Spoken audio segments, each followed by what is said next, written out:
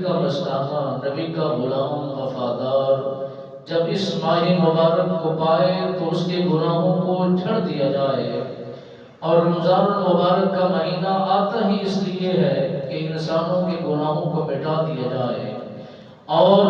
انسانوں کے گناہوں کو جلا دیا جائے۔ جو انسان صحب مومن،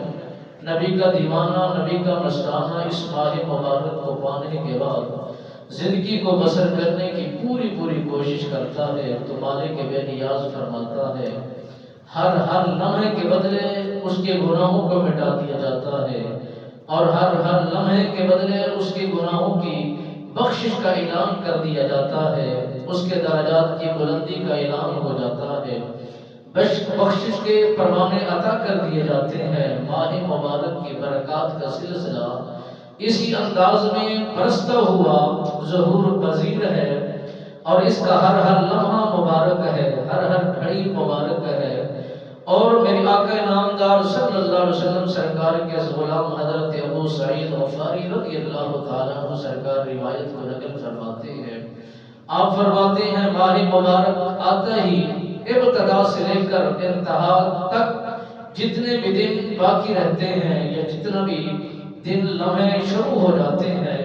پہلے دن سے لے کر آخری دن تک گناہوں کو مٹا دیا جاتا ہے، بخشش کا اعلان کر دیا جاتا ہے، اور پھر جنت کو،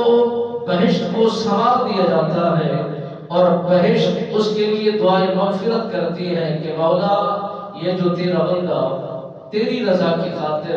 اس ماہ مبارک کو پانے کے لیے اپنی پوری کوشش کرنے کے بعد ہر لمحوں کو، ہر گھڑی کو پا کر